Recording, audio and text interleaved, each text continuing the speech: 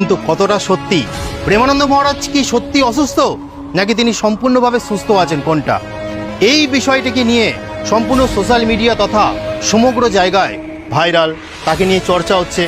এবং বিভিন্ন news channel দেখলাম যে বলছে প্রেমানন্দ মহারাজজি অসুস্থ, ঠিক সেই কারণে বড় বড় সেলিব্রিটিরা তারা তার সাথে দেখা করতে আসছে, তারা আলোচনা করছেন, তার সাথে হাসপাতালে যাচ্ছেন দেখাশোনা করতে। এবং এআই দিয়ে কিছু ছবি বানিয়ে দেখা যাচ্ছে যে প্রেমানন্দ মহারাজজি হাসপাতালের বেডে শুয়ে আছেন, সবাই তার পাশে দাঁড়িয়ে আছে। কিন্তু এটা কতটা সত্যি? বন্ধুরা, প্রেমানন্দ মহারাজজির আগের দিনের অর্থাৎ পরিক্রমা করে তার যে ভজন কুটিরে আসেন তার ভিডিওটা আপনারা দেখুন। তো আপনারা দেখলেন তো প্রেমানন্দ মহারাজজি সত্যি কথা বলতে তার অসুবিধা হয়েছিল, এখন তিনি সম্পূর্ণভাবে সুস্থ, তার কোনো রকম কোনো এখন সমস্যা নেই। জোরসে বলো রাধে রাধে। তো তার কোনো রকম সমস্যা এখন নেই। যারা যারা এই ভুল প্রচার করছে তারা নিজেরাও জানে না, হয়তো জানতে পারেনি বা ফেক নিউজ ছড়াচ্ছে। তো আসল তথ্যটা জানুন।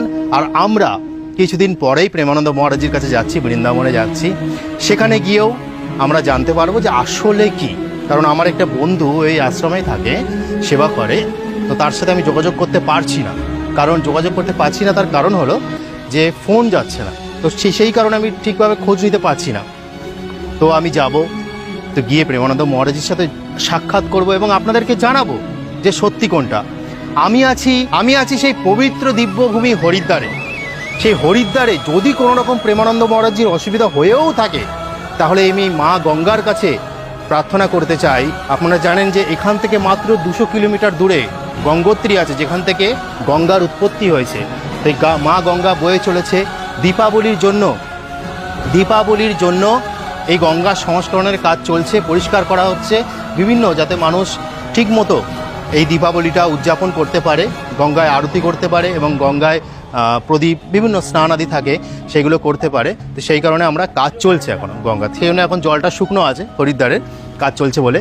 কিন্তু তাও আমি এই মা গঙ্গার কাছে আমার প্রেমানন্দ মহারাজজির জন্য প্রার্থনা করে যাব যে মা গঙ্গা, তুমি প্রেমানন্দ মহারাজজিকে সুস্থ রাখো, সবল রাখো, তার যেন কোনো রকম অসুবিধা না হয়।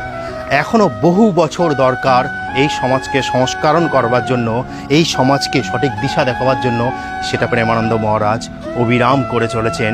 সেই জন্য সবাই মিলে প্রার্থনা করুন আগাম, যেন তার কোনো রকম কোনো অসুবিধা বা অসুস্থ না হয়ে পড়ে।